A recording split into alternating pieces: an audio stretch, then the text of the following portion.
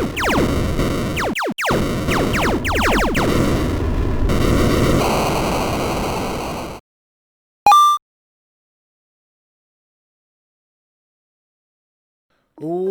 going on, everybody? Average Arcader here, and it's time for another base review. Today we are going to be reviewing Millionaire Underground Base 2. I did do Millionaire Underground Base 1 a long time ago, and they've made a sequel to it, and this one is worth it. This is another one by BBB Studios, a studio that I don't really like their adventure maps that much, but they make really good base maps. Their base maps are very nice, very detailed, and functional. And that's what I like about the base maps. They need to be functional. Can I actually survive with this thing, for a good period of time? And yes, you can. Now, in this startup area, you have a thing a lot of bases are doing now is they're putting a little storage area on the top floor.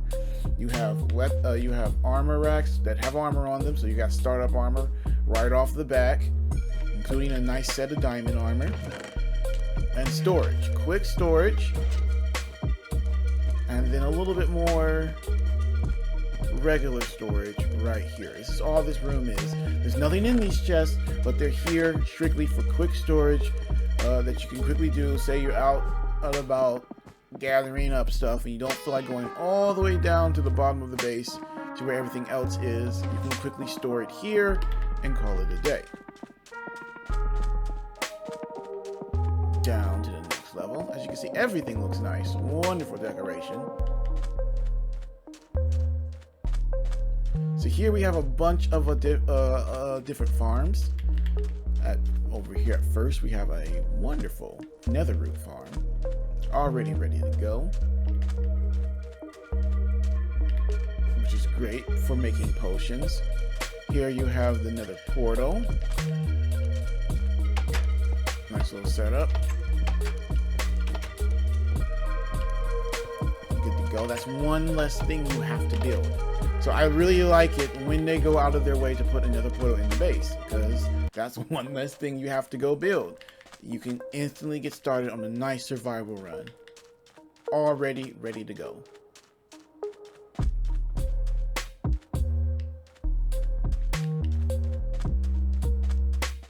This bamboo is the next level down, is where you can get to the bamboo farms. But on top here, watermelon, which is something you really need. For potions, health potions depend on watermelon, and sometimes it's really hard to get it because it's in the jungle biome. Sometimes those are really hard to find, or you get lucky while you're mining and you go to a mine or one of the spawner areas and open a chest and it happens to have watermelon seeds. But that never happens to me when I'm doing it. I have to actually search out jungle and get watermelon that way. So these are not automatic farms or anything like that, but they are farms ready to go for you to go ahead and get started with that. This is kind of like a basis if say you wanted to change one of those. They've got everything here, like a little storage area for all the different normal crops that you can grow. So if you say you wanted to change out that wheat section with beets, you could, or carrots, you could, because you have the seeds for them right there, ready to go. Time for the next level.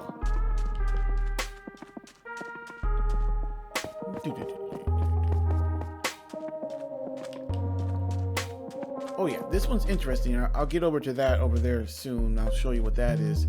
But over here we have a potion station. Now I don't know why they didn't put the potion station right next to the netherroot farm, but I mean they have some here for you to get started, but I think it would have been smarter to put this potion section right next to what netherroot is. But I mean, it's just a small gripe. It's not bad. You can deal with it. And here we have smokers and blast furnace. Now, I don't know why they have the smokers over top the blast furnace like that. I'm not sure. Because they do have them set up to kind of automatically do You can put your different, you put your fuel in there, then drop what you want to actually smelt in the furnace right there. Same thing here. So they kind of have a little bit of automation going, but not a lot, which is okay. I normally don't make them that much either. I just simply make the different furnaces and the smoker. Normally though, I put the smokers in the kitchen area since they can only cook food. So I normally don't put them with the rest of the furnaces. I normally put them in the kitchen look area because that's all they do is cook food really fast. So nice little setup there though. Like I said, this is very functional. This is the start of your own mine. So you can start mining pretty much right away, which is good. I like bases that do this so that, you know, you don't have to leave the base to start a mine or destroy parts of this already coolly made base to start a mine. It's all here. You can get into it right away, get yourself a pickaxe, and start mining. I like that because you're already down pretty deep. So that actually, let's see, that's the last floor, isn't it? Yeah, you're down probably deep enough to start mining for good minerals and whatnot. So the fact that they put that in is actually pretty good. And here is the bamboo farm. You can get to that area over here. There's also the storage area, another big, huge storage area. I was turned around, but let me show you.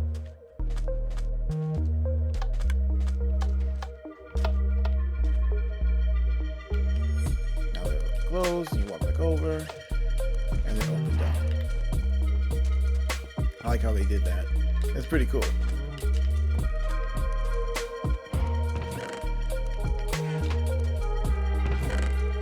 And this is the enchanting area.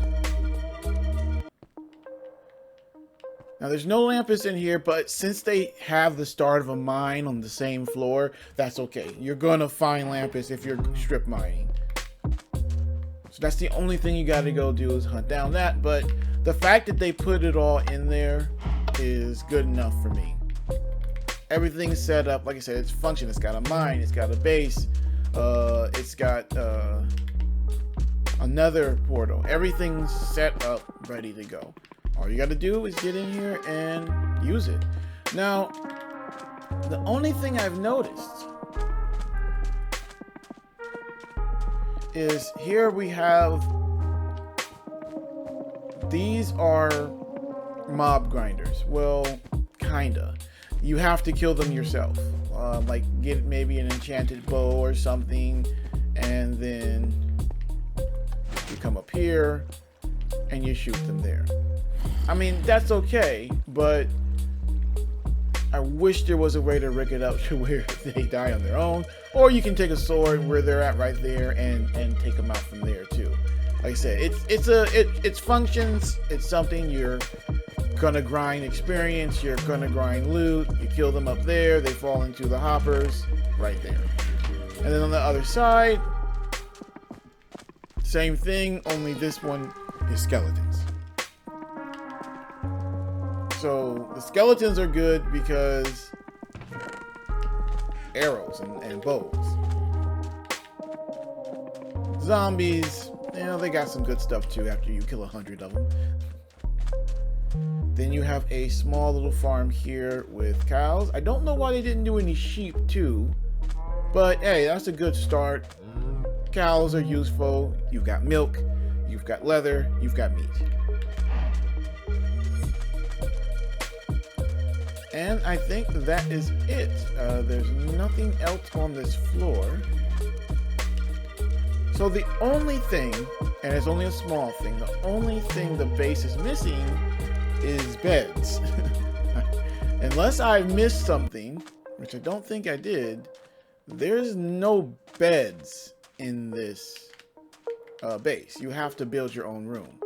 Again, not that big of a deal. I've actually been to several bases where there were no beds. Unless I missed the ones in this one, I don't think I did. I've been everywhere.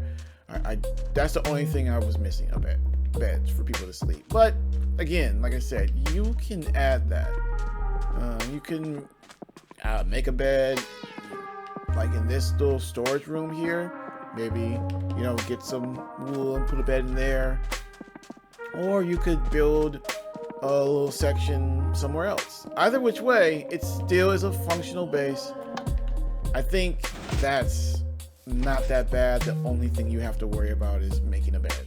I think that's it. That, for a lot of the maps that I've played, that being the really only major thing you really need to do is make a bed. I think that's the least of your problems. I think that is a pretty good one. This one is kind of hard to find. I put this stack of cobblestone here, so while I was looking around at the out around the map, I could come back. I recommend building something on top of this, like a tower or something like that, because it does blend in from afar and you can lose sight of it unless you have a compass that will take you straight back, because this is the spawn point.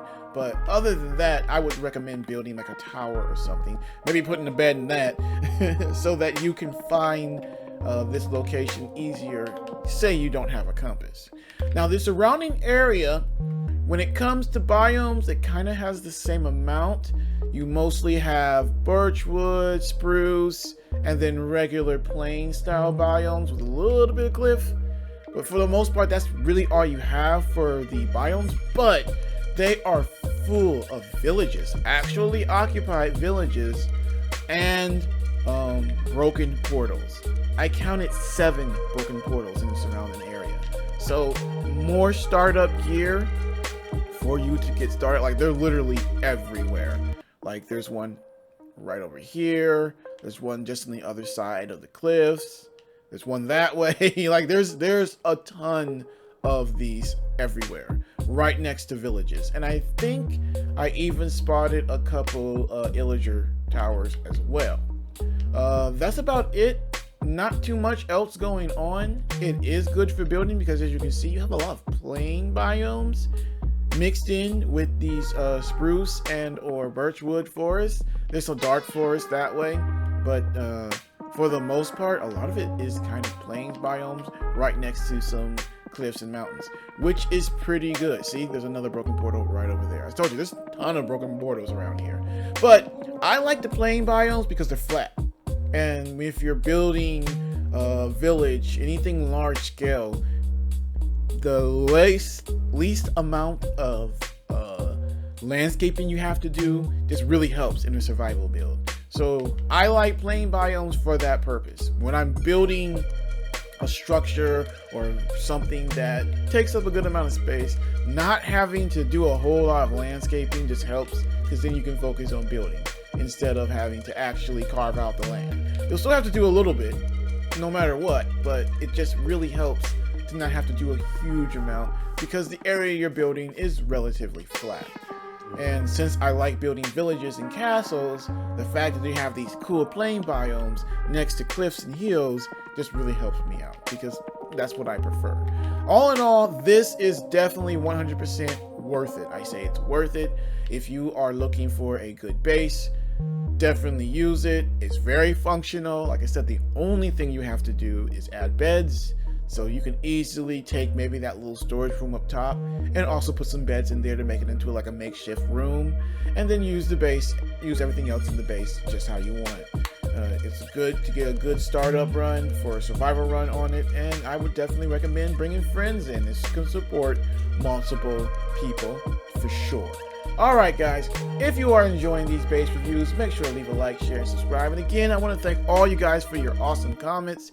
It really helps to see that my stuff is actually getting people information that they need about maps. That's the whole point of me doing this. So I'm very, very thankful for all the comments. Please keep them coming. It really helps us continue to move forward. And like I said, stay tuned. We've got a lot going on still on the channel.